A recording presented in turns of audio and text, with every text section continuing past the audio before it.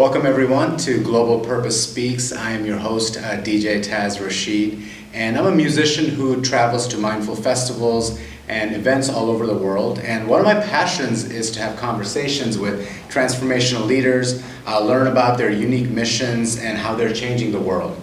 And this talk series is in partnership with Global Purpose Movement, a collective of change makers convening and co-creating in our Earth's current shift towards a world that works for everyone. And today we're speaking with Ruel Walker from the Pachamama Alliance. We're actually at the office here in San Francisco for Pachamama. And Ruel manages the development of educational programs and trainings at the Pachamama Alliance. Thank you for having me. I'm glad to be here. And Ruel and I actually met in Sedona about, a year ago, right? Just about, a year, and it was during one of the Global Purpose Movement events that we were convening, and so it's great to see you again, and I'm happy to be here. So these are short interviews. I want to get right into it. Okay. A lot of people know about the Pachamama Alliance, but a lot of people don't, so I would love to concentrate on your work with Pachamama. Mm-hmm. And first tell us a little bit, what exactly does Pachamama Alliance do in a few minutes, and how is it affecting the world right now? Right. Well, the best way to describe what our mission is to tell the story of how we got created. Yeah. About 20 years ago, a tribe of indigenous people in the rainforest of Ecuador called the Achuar, A-C-H-U-A-R, a tribe that hadn't had much contact with the modern world. They're a dream-based culture. They decide, every family group decides what they're going to do that day based on what the members of the family dreamt the night before. And 20 years ago or so, they were having, their shamans and elders were having dreams indicating that something very dangerous was coming their way. And they knew that was the modern world and oil exploration and things like that. And the dreams told them that if they just retreated further into their rainforest, they would ultimately be destroyed, as so many other indigenous groups have been. But that if they could go forward and meet the modern world on their terms and find well-meaning allies who could advise them how to do that, they would prevail. And their dreams also told them that they had an important message for the modern world, namely that if we really wanted to save the rainforest, we needed to change the dream of the modern world, is the way they put it.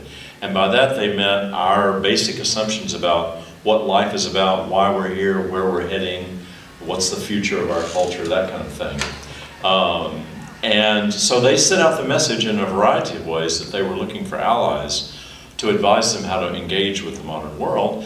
And those messages came to the three founders of our organization, Bill and Lynn Twist and John Perkins, who wrote the book Confessions of an Economic Hitman. I've read it. I've probably heard of it, yeah. Anyway, so John and Bill and Lynn pulled together a group of people to go down to the rainforest and meet with the elders of the Achuar and agreed to be those allies. And they heard that message not only to the invitation to be allies with the Achuar, but also to change the invitation to change the dream of the modern world, which was back here in the north.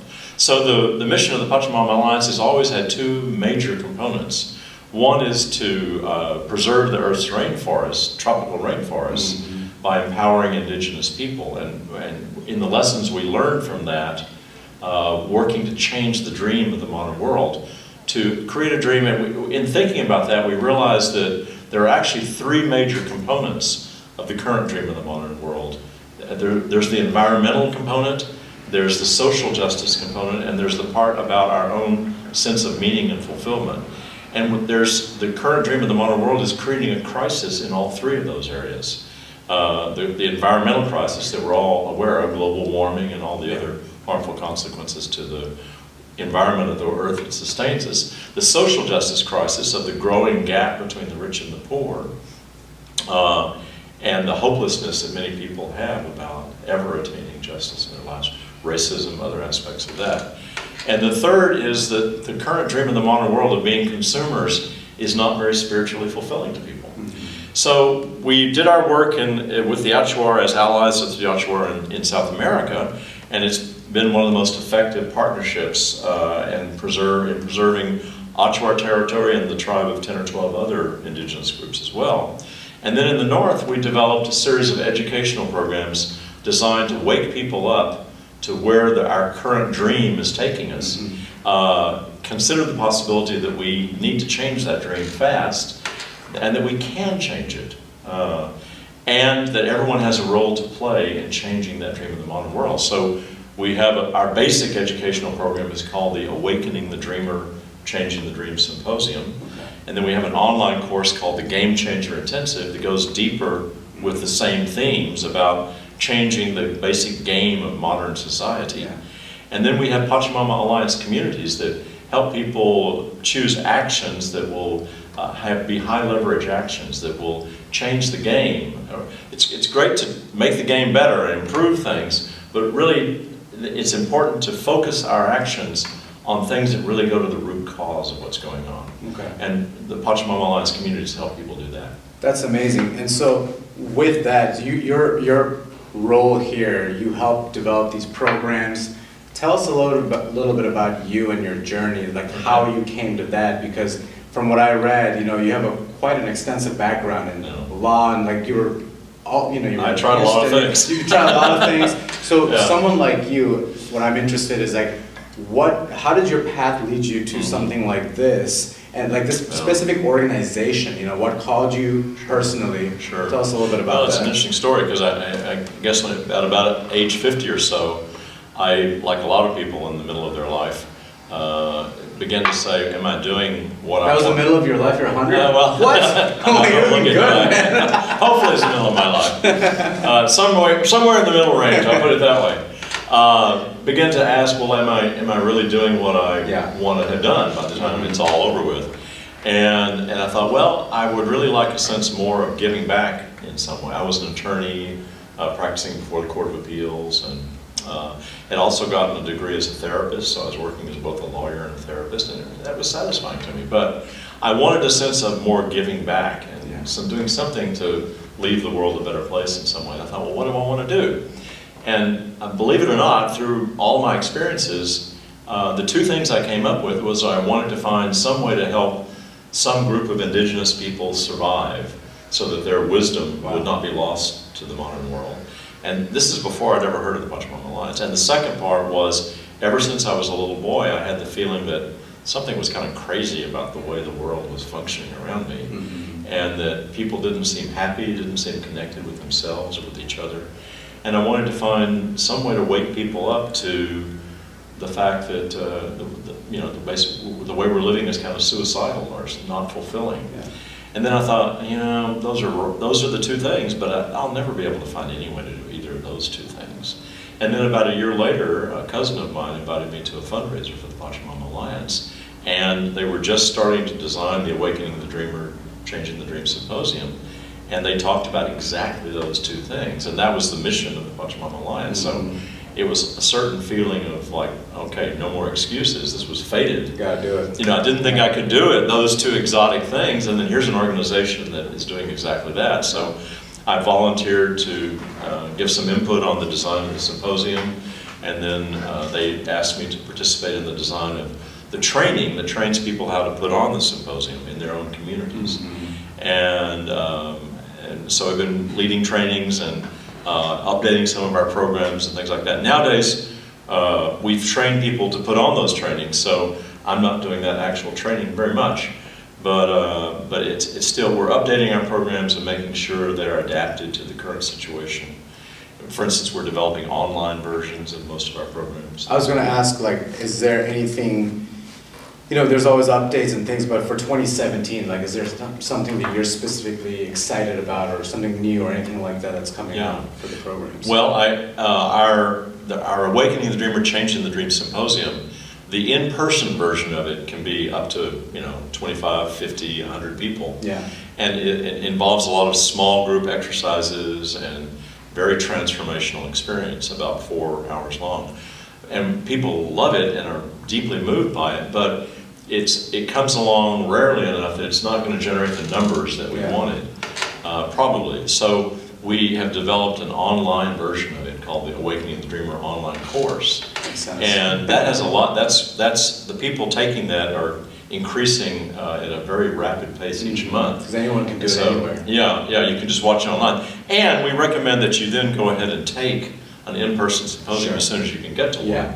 But to be introduced to our programs, and then once you've taken that, then you can take the Game Changer Intensive, which is also an online course. So people that's more with like a community, right? There's a... Well, it's an online community. Yeah, you read. You spend about 2 to 3 hours a week reading selected videos and reading articles on some really powerful topics. Okay. Things like the game is rigged, and economic reform, carbon movements, grounded optimism, being a game changer, what it means to be a game changer.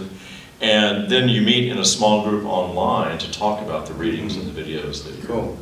So let me ask you this, so how many years have you been at Pachamama right now? 11. 11 years. So yeah. In the 11 years, it's a two-part question. First question, in the 11 years, what have you seen as far as the work that's been affecting the communities, and then from a general standpoint, just the world in general? Mm-hmm. How have you seen a shift, and what is that shift you've been seeing in those 11 years? Mm-hmm. And then the second part will be what do you see in the next 11 years?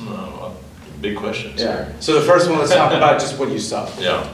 Well, I think when we began working with the Awakening the Dreamer Symposium, a lot of our focus, and I think a lot of people's focus in the United States at least, was on changing individual consciousness, mm-hmm. raising people's consciousness about the environmental issues, the social justice issues, and the spiritual issues. And our strategy basically, and it made sense at the time, was basically wake people up and inspire them deeply to see the possibility. Yeah. And then trust them to find what their heart calls them to. And I think, so over the years though, we've learned that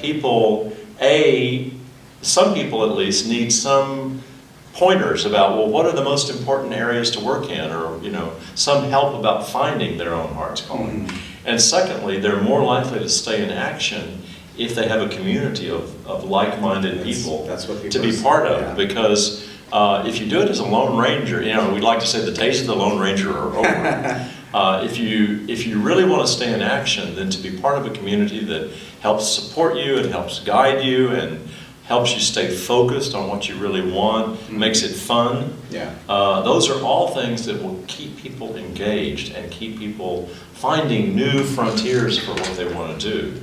And so our work has shifted towards not only maintaining the changing people's understanding and inspiring them and changing consciousness, but then also helping them be committed to collaborative action, to community, to game-changing actions and movements, and that's an essential part of it. And I got to admit, forming and maintaining community is one of the most challenging things to do in the modern world, when people live 40 miles apart and have very busy lives and all the distractions of modern society. Well, I was going to say there's that, and then there's also in cities where there's a lot of different groups. You're exactly. I'll try this for a bit, I'll try that, and you move around too much. Yeah. There's both. Although I will say that I think the way that the Pachamama Alliance comes at it, bringing together both environmental sensitivity and awareness, social justice awareness, and spiritual awareness, I'm not aware of even another single organization. Well, in the global purpose movement, there are lots of people that do that.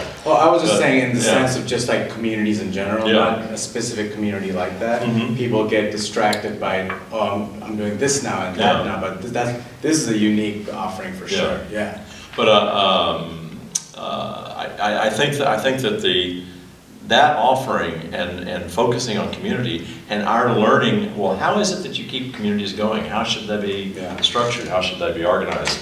How should they make decisions together? And all the things that can make communities kind of challenging, like people. Yeah. It's those people in the community. I heard a story about a Zen master, and he was being interviewed on TV, and someone said, well, what is the most rewarding thing about your being a Zen monk? He said, oh, it's the people, it's the people. So well, what's the most challenging thing? He said, oh, it's the people. It's the people.